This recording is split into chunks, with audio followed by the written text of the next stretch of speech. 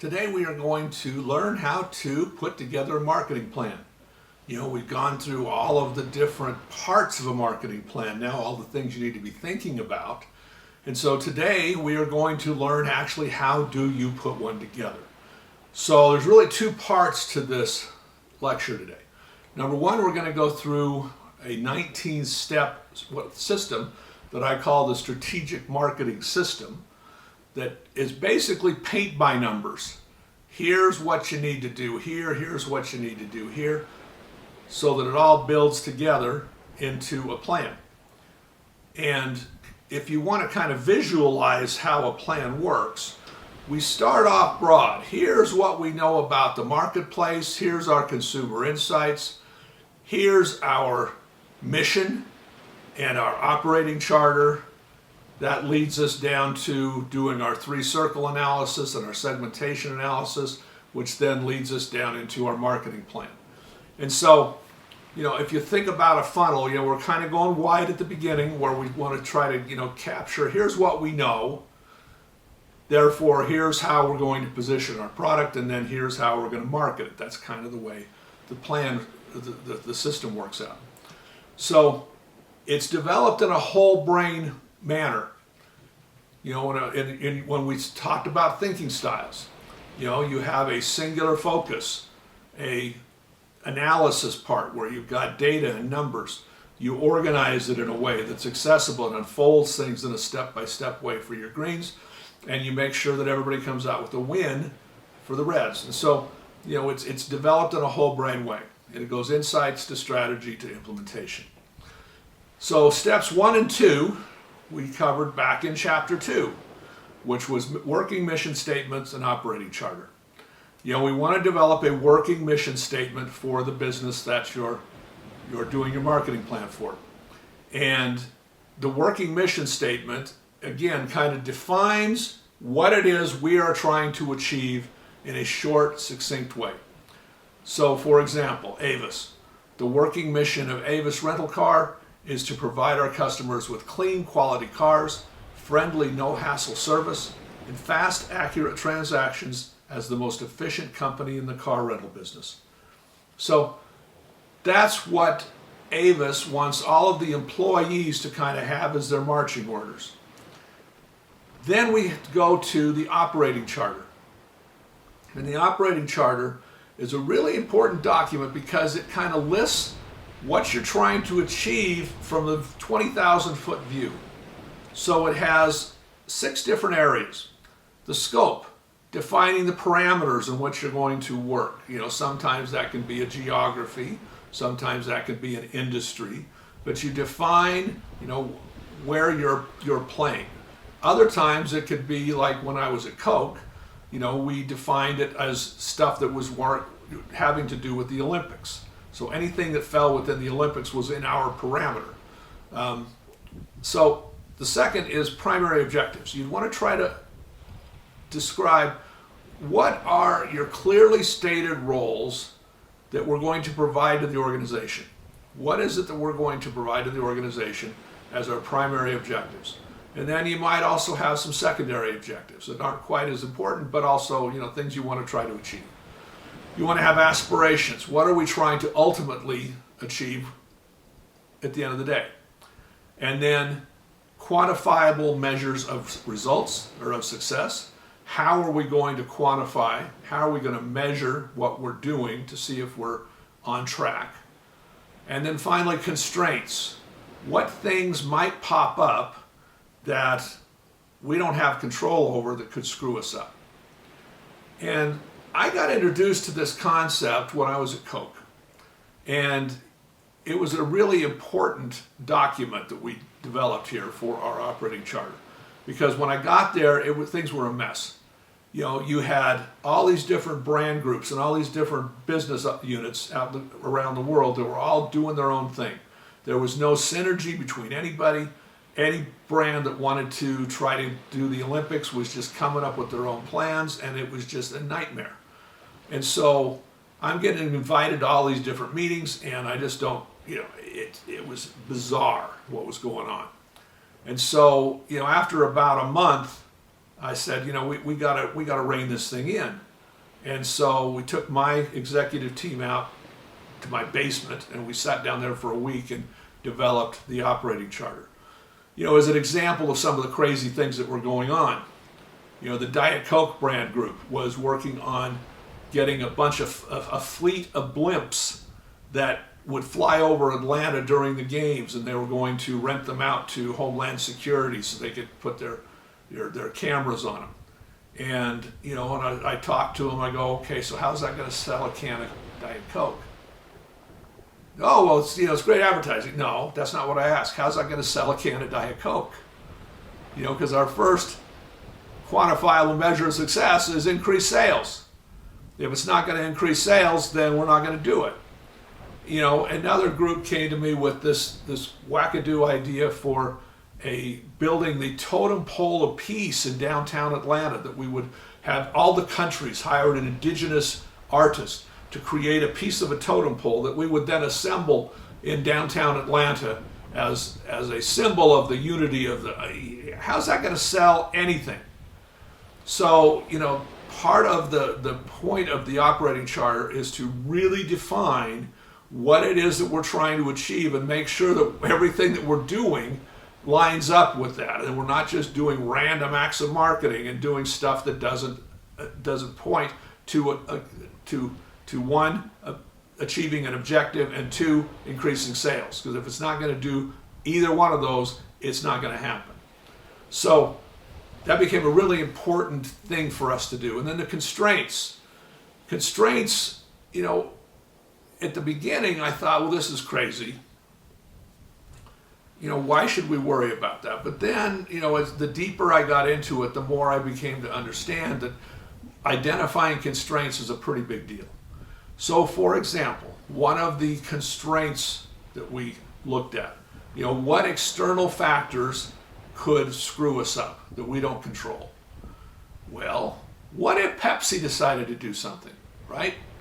If I'm Pepsi-Cola and I want to try to screw over Coke, well, going into Atlanta during the Olympics when the eyes of the world are on Atlanta and doing some guerrilla marketing against Coke might get some pretty good traction. So how do you stop that, though? How do you stop it? So I hired a consulting agency, and I said, I want you to pretend that you're the Pepsi-Cola company and you want to come in and screw up my Olympics. What would you do? And I sent them off for 2 months to develop a plan. And they came back with some pretty cool insights.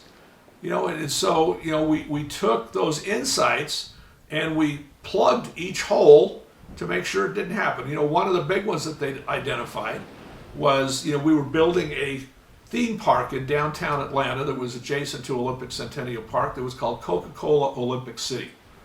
And, that was going to be our centerpiece of the games. And they identified that there was a parking garage on a hill that overlooked down into the park. And they said, if I'm Pepsi, I'm renting out that parking garage and I'm putting a big giant Pepsi logo on the side of it so that everybody that's standing inside of Coca-Cola Olympic City sees that big giant Pepsi logo staring at them. I said, yeah, my boss probably wouldn't like that very much.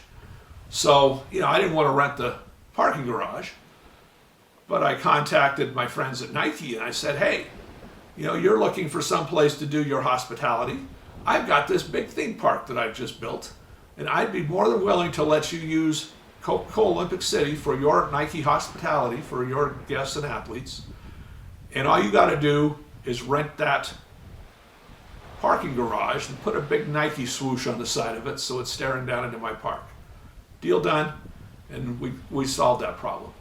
Another problem that they identified was that directly kitty corner across the street from the main entrance to Olympic Centennial, to the stadium, that there was a Taco Bell on the corner. It had been there for years. And literally, it's 500 feet from the opening entrance, from the front doors. And so, how are you going to fix that? Because, Taco Bell serves Pepsi. So at the time, it was still owned by Pepsi. And so, how are you going to do that? And so we came up with a plan. All the roads, thankfully, were shut down around the stadium. So we got two giant Coca-Cola tractor trailers, and we put them up against each other out on that corner in the street. And then we put big giant Welcome to Atlanta decoration, Olympic decorations on the front of those trucks and on the top of the truck to completely block out the Taco Bell. You couldn't even see that it was there. We went up about 50 feet in the air, and so you couldn't see at all that there was a Taco Bell even behind these trucks, and we just created this great entrance for the Olympic folks, and it solved our problem and it solved their problem as well. You know, terrorism is one of the things you have to worry about now, especially at big events like the Olympics. And we had a terrorism event that happened. You know, when we were getting ready for the games and I was having to sit through all these security meetings, I admit I was bored out of my mind, and I was thinking, what a gigantic waste of time. And then day 10 of the Olympics came, when some clown took a pipe bomb, put it in Olympic Centennial Park, blew it up, and killed a few people and injured hundreds. And, you know, we had a plan in place, code red, that, you know, if something happened, you know, we had this phone tree set up where we would contact everybody. All the managers had people they needed to call. And when the bomb went off at 12:01 a.m., we had the ability to literally call everybody that was a guest and our workers in Atlanta. And within 30 minutes, we had talked to everybody to make sure that none of our people were involved in that mess. And so, you know, it's good to have thought through those kinds of things, and that's what the constraints in the operating charter allows you to do, so you don't get surprised. You know, you take the time, you think through, okay, what could screw me up, and then you fix those problems before they ever start. Steps 3 and 4 are research. You know, we started off the semester on day 2 with primary and secondary research. And so you need to do that. You know, go out and do some primary research. What is it that you found about the business that you're doing your marketing plan for? What have you found out about their competitors? Who are their customers? How often do they buy? All those kinds of things that we want to learn, that we can only learn by doing primary research and walking in and sitting down and talking and looking and listening. Then you're also going to do secondary research, where you're going to go online and you're going to look for key information that might be relevant to our decision making, or understanding the marketplace and the consumer. And so you're going to go find some secondary research for the business as well. Step 5 is a segmentation analysis, where we're going to take all the main competitors in the business and we're going to try to visualize them in a way where we can understand kind of who's competing against who. You know, in the car business, for example, you know, is Porsche competing against Ford? No, not at all. Porsche and Tesla might be competing. Porsche and BMW might be competing. Porsche and Mercedes-Benz might be competing. But Ford is competing against Dodge and Chrysler and Chevy.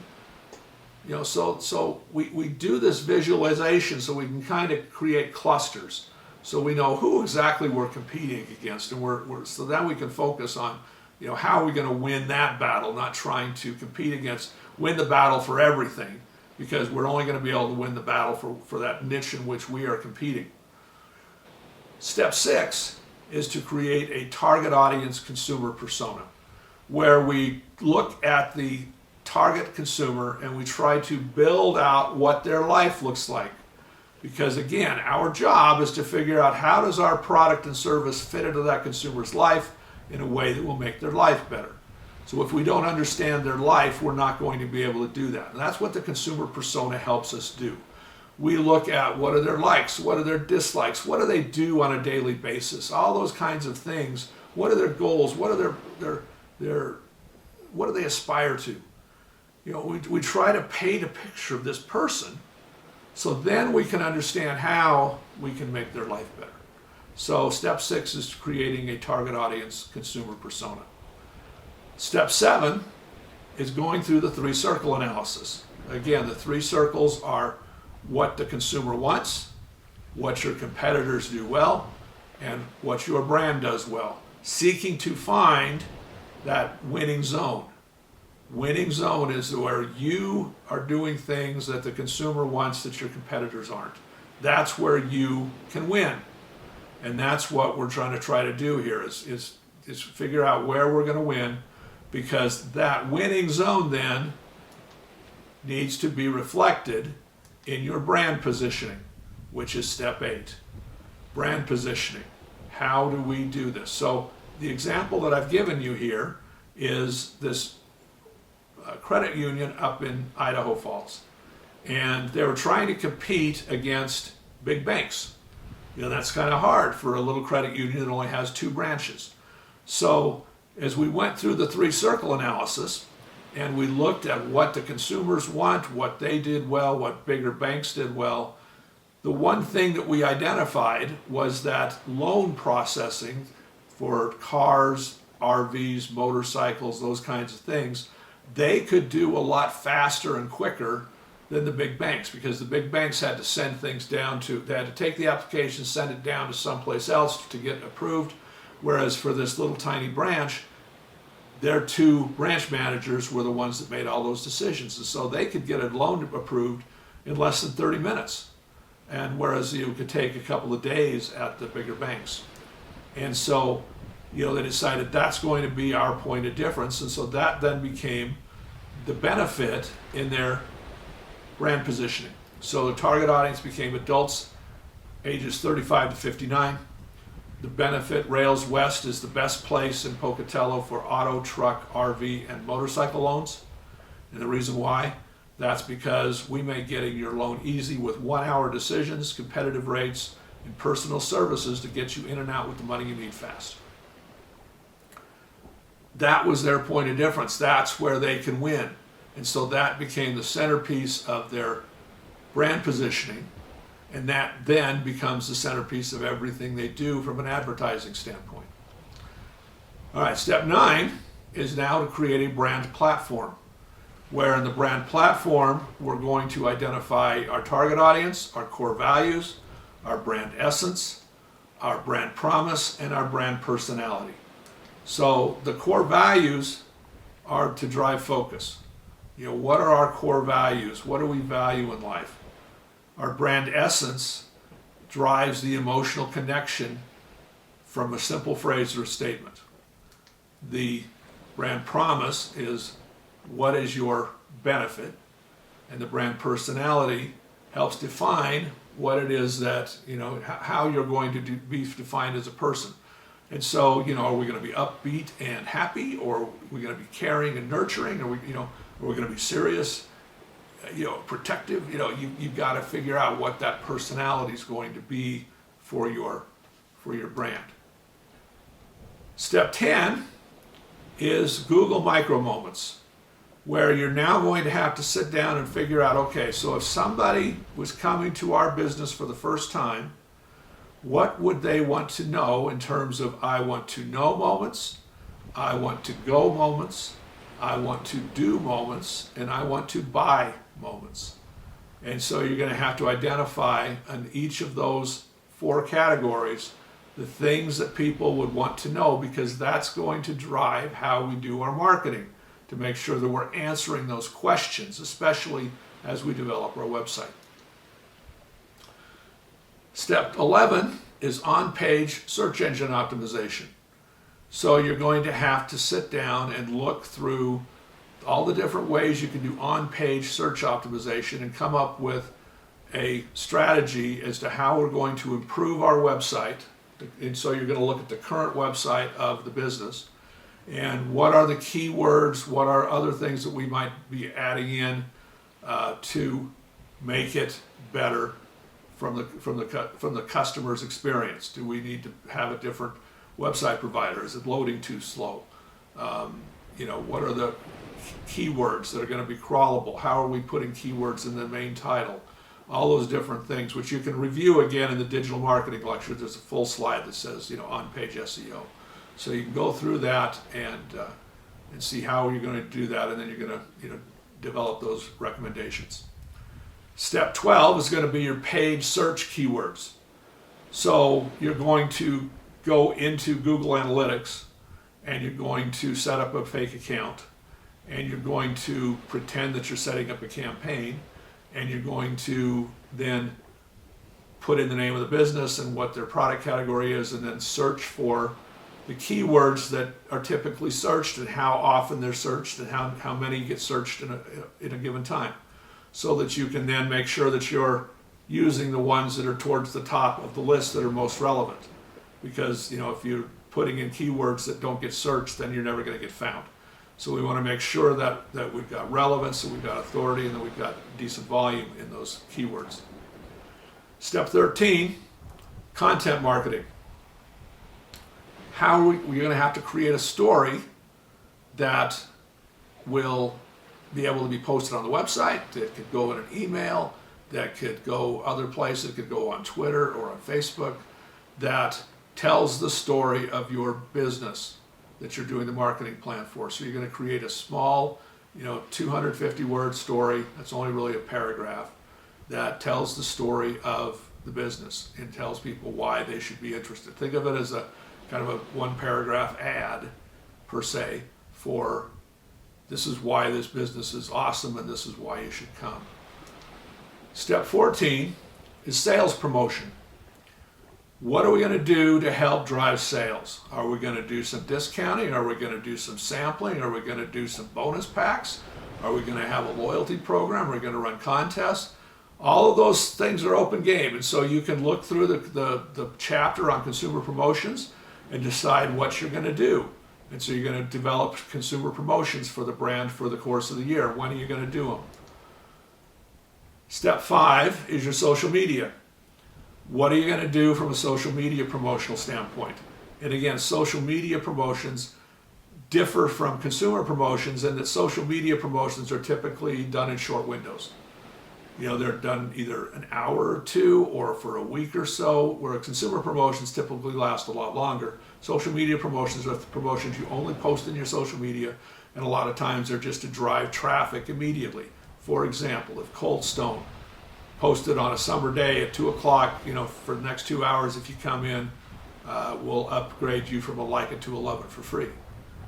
They're doing that to try to drive traffic when they're slow, and they only give you a 2-hour window to do it. So as we think about social media promotions, timely, relevant, actionable are the 3 key words here. They got to be 2 out of 3. So develop some social media promotions that you're going to run through the year. They're going to help drive some sales. Timely, relevant, actionable.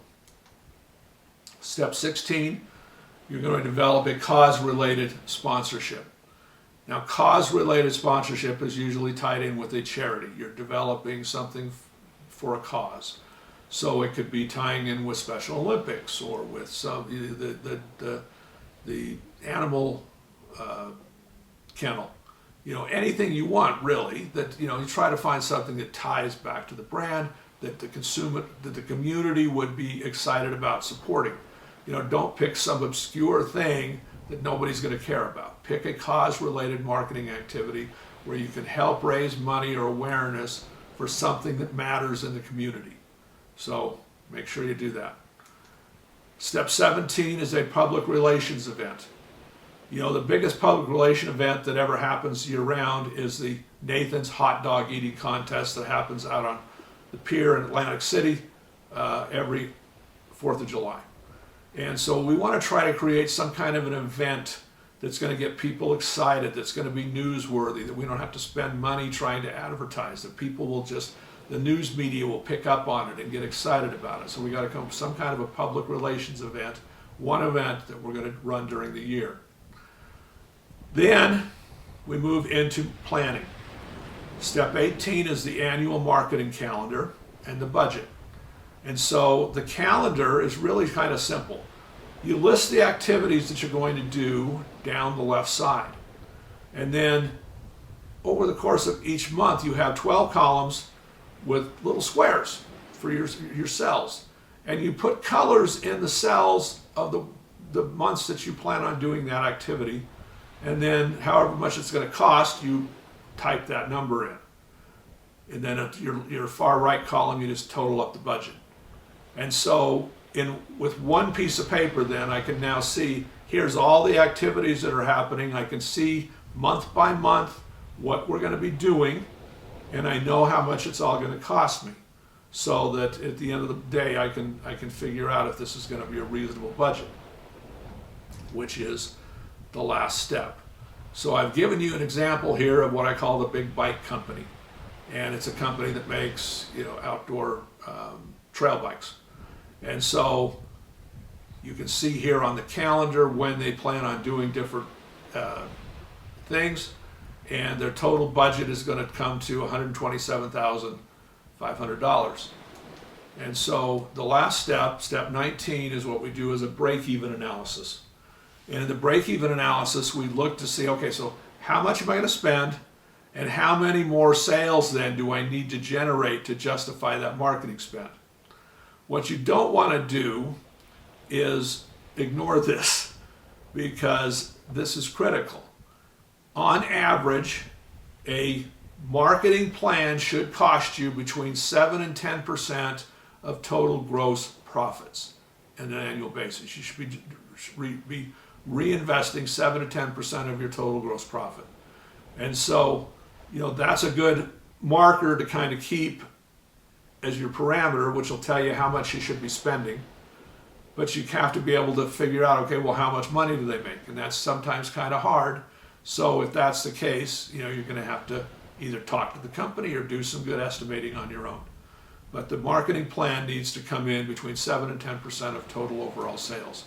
And the way we do a break-even analysis is we just look at the price of a product. So for example, this bike retailer that I talked about, their bike retails for $399. And we estimate that their profit on each bike is a third of that, so they make $120.90 per bike.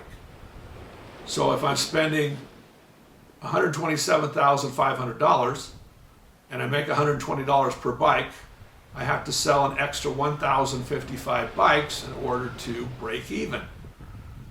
So then I have to look at, well, how many retailers do I have stocking the bike, and how many extra bikes would each one of them have to sell?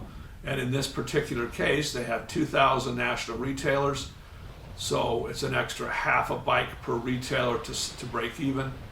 Okay, seems reasonable. If that number was, 3,000 extra bikes to break even, no, not reasonable. So we want to make sure that we do the break even just to do just a dummy check to make sure that what we're proposing and how much we're spending is going to be a reasonable cost that is achievable. And again, that 7 to 10% of net profits range is where the plan should come.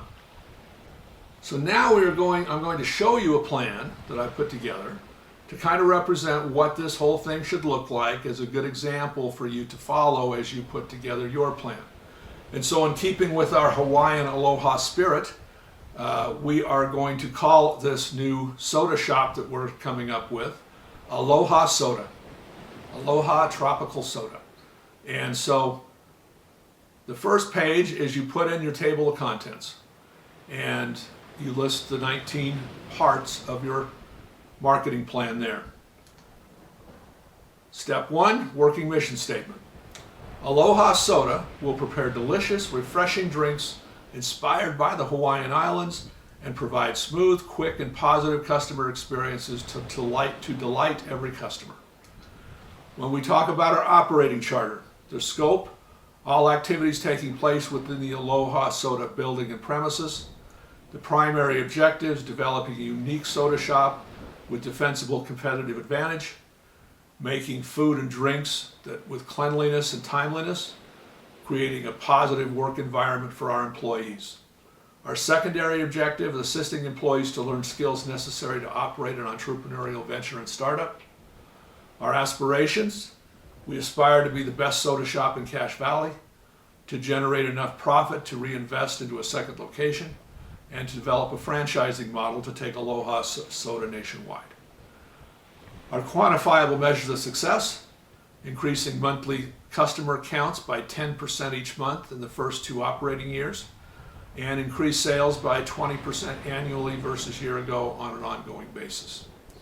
And our constraints: soda shops copying any marketing materials or flavors, customers determined to have a bad experience and smear the company image, or increased competition from the number of soda shops that are popping up around Cache Valley.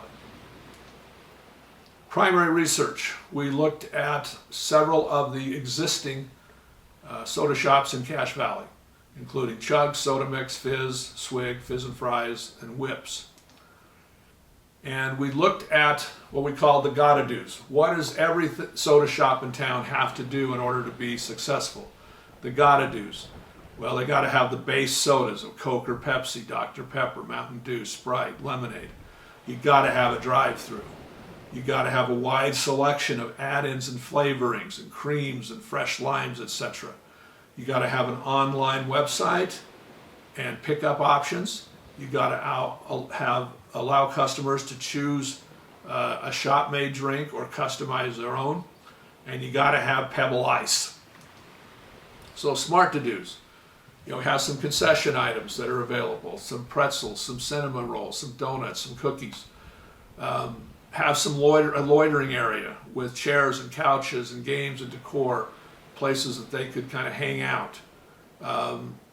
Have people outside of the drive-through with menus to make ordering faster through the drive-through menu, and having a rewards program through the app and or phone numbers or punch cards.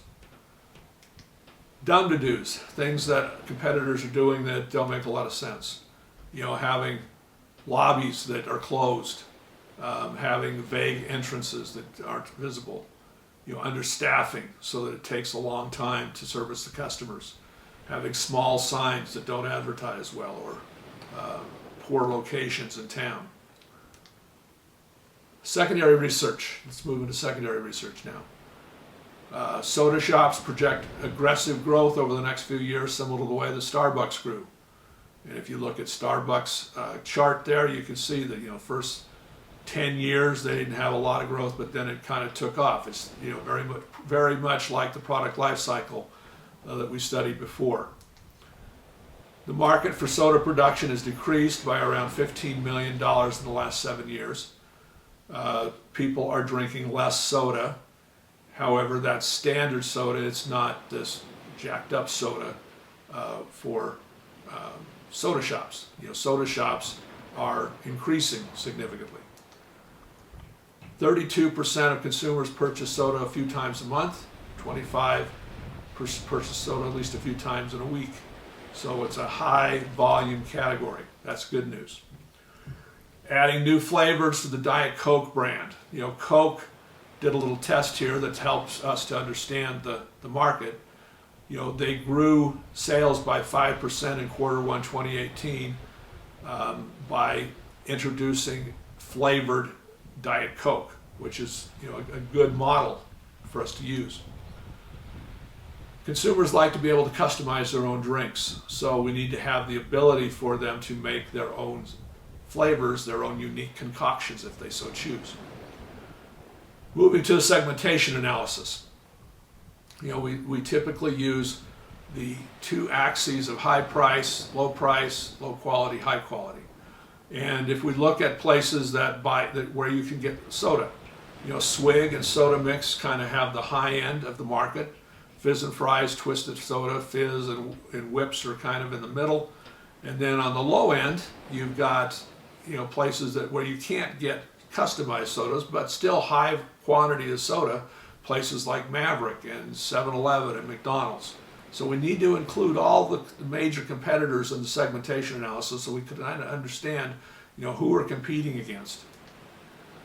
So our target audience buyer persona, we've identified two markets: high school students and soccer moms. So from a high schooler, their profile is middle school students up through high school, looking for more independence. They gain the ability to drive a car. They like to hang out with their friends. They have needs for cheap things and quick service.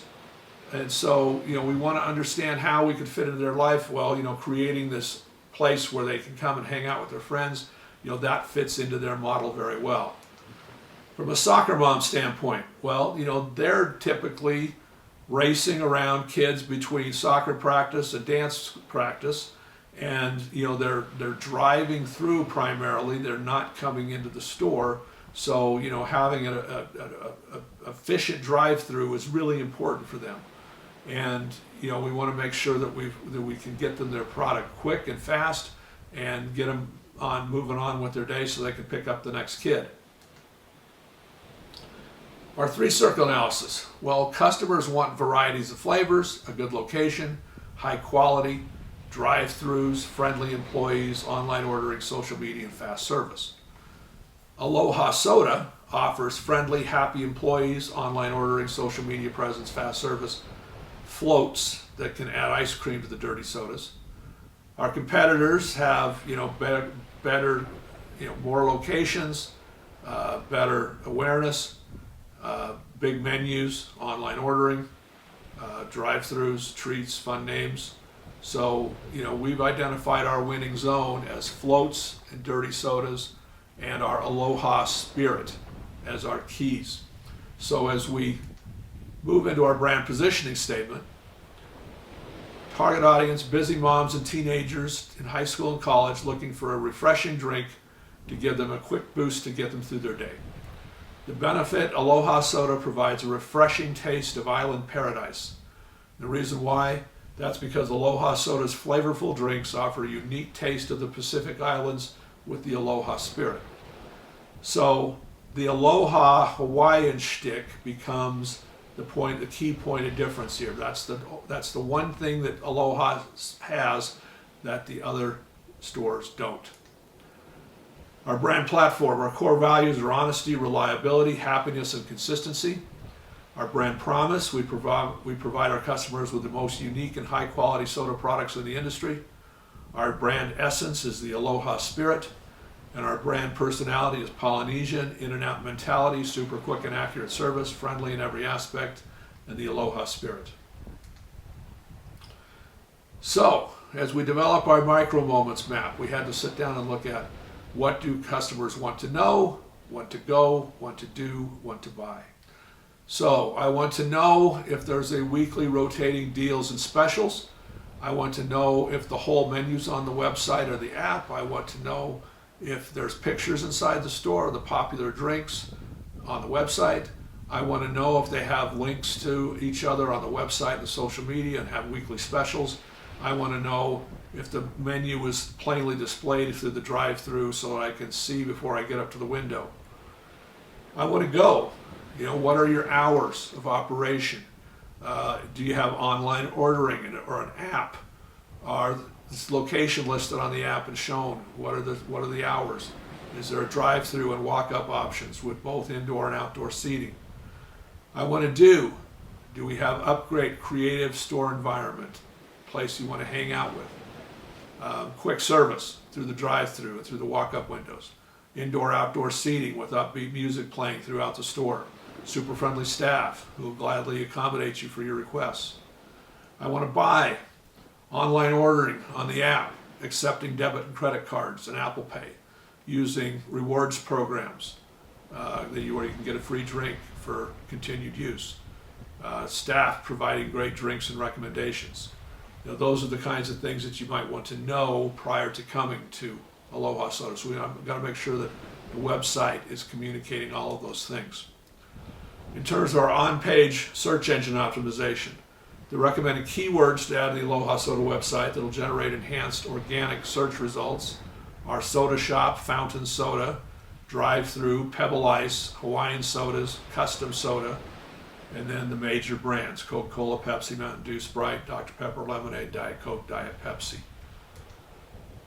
For paid search terms, again, we set up a fake account in Google Analytics and we ran the numbers to see what's getting searched, and the recommended paid search terms so we can drive our awareness is local soda shop near me, soda shop, soda pop near me, fountain soda near me, and then we're going to put in some of our competitors, Swigs, Chugs, Whips, Twisted Sugar, Fizz and Fries, so that if somebody searches for them, we pop up. Our content marketing story. Again, this is for going on the website or sending out an email to tell the story about what Aloha Soda is so people can understand. And we write it in a way that's kind of an ad. Aloha Soda gives you a relaxing, enjoyable, refreshing taste of the islands. We have the Aloha spirit, and all our sodas reflect the beauty and flavors of the Pacific, from our Maui Wowie pineapple guava with Sprite to Aloha Sunrise, Fanta Orange with passion fruit. Every one of our flavorful sodas are as chill as a day on the beach. Our Beach Bum soda, Dr. Pepper with blue lavender and blueberry puree, will make you think you're lying on a warm, sandy beach with waves lapping at your feet. We've decorated the inside of Aloha Soda with palm trees, beach chairs, and sun lamps, so you can almost feel like you're at the beach stretching out under the palm trees sway in the breeze. Come in and feel the Aloha spirit and Aloha Soa. Mahalo. Now we move on to consumer promotions. We're going to have a couple of main consumer promotions.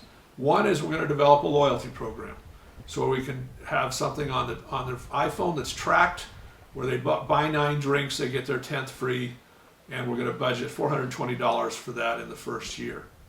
We're going to have a back to school promotion for the last 2 weeks of August, where you buy one, get one half off. We're going to budget $5,136 for that. We're going to run 4 different promotions that we're going to run each quarter on random slow days. So we'll have, hashtag Aloha with my soda, giving people the ability to order sodas online. We're going to try to collaborate with other businesses in the neighborhood to cross-promote each other. Perhaps giving some business that's opening up in town some discounted sodas that they can give out to their customers to try to reward them for coming in when they open and cross-promoting us. Putting polls on the websites where people can make up their own new flavors. So we're going to use social media to try to drive customers on slow days. We're going to try to run some promotions to engage customers in the brand. We're going to do a cause-related sponsorship, and the cause that we've identified is called Little Lambs Foundation for Kids. And we're going to run an annual Christmas time cause-related sponsorship where 5% of all our profits for the first 2 weeks of the month will be donated to Little Lambs Foundation for Kids. It's an organization that helps support underprivileged children in getting school supplies, other essentials, and toys. We'll run this promotion the whole month of December so that the organization can raise money to get toys and other essentials for the kids during the holidays. This will appeal to our main targets of moms who have their own kids, and we're going to budget $2,054 for that, 5% of all the profits from the first 2 weeks of December. And then finally, we're going to do a public relations event. The day before Halloween, we're going to announce via social media to anyone who wears a costume into Aloha Soda, they're going to get 10% off their drinks, and we're going to take pictures of them in front of our Aloha wall, and the winner will get a free year of soda from Aloha Soda. So here's our marketing plan. The marketing plan calendar. On the left, you can see the 5 areas that we're going to do things. We're going to have some digital marketing. We're going to have some local marketing, cause-related sponsorships and consumer promotions. We're going to do our public relation event, our social media events, and then the website. And our total budget is going to come out to around $48,473 on the year. So running a break-even analysis based on our total marketing plan to land within that 7 to 10% range, it comes up with a profit per customer of $4. The number of days Aloha Soda is open is 300 days. So our total annual profits are going to come in at $513,600. Our marketing plan cost is estimated at $48,473, which is a percent of total annual profit is 9%. So it's falling in that 7 to 10% range. Number of extra customers needed annually to break even on the marketing plan cost is 12,118. So we need 40 extra customers a day, which is, if you break it down hourly, comes out to be about 4 extra customers per hour. And we need total customers per day to break even, 468. So up from 428 current is what we estimate. So it seems like that an extra 40 people a day seems reasonable. So that is the marketing plan. And now your challenge is to get with your team, pick a company that you want to do a marketing plan for, and develop that plan. And so you're gonna go through step by step, all 19 steps to develop it. What I don't recommend you do is just say, okay, you got 1 through 5, you got 6 through 10. Don't do that, or you're gonna screw it up. Because all of these pieces need to fit together, especially at the beginning, right? Because as you're developing your strategy, the strategy's got to be developed off the insights that came from the beginning of your insight or your research. It can't just be something random that somebody did and then you throw together something else. That's a recipe for disaster. So work through this plan step by step. That's why I gave it to you that way. Work as a team, not as a bunch of individuals. Work as a team, work through the different pieces. What I suggest you do is break up your time and say, okay, today we are going to do numbers 1 through 5. Then we're going to do numbers 6 through 10. Then we're going to do numbers 11 through 15. And then we're going to do numbers 16 through 19. And break them up that way. Do them together as a team. And then you're going to find you're going to have success doing this. Don't just break them up and say, you got these and you got those. Or when you put it all together, it's going to be one hot mess. And you don't want to have that. So work with your team. This is the only team project that I've given you this semester. So you got to work with the team on this one, and you got to do it in the way that I asked you to. Work together on chunks at a time. Today we're going to do 1 through 5. The next day we're going to do 6 through 10. Do it that way and you'll be fine. Don't just break it up, or you're going to have a hot mess on your hands and you're going to fail. We don't want you to do that. We want you to do it well, and we want you to do it right. So follow the step-by-step system, step by step. Don't jump around. Do it in the same order that I've given to you. All right, good luck.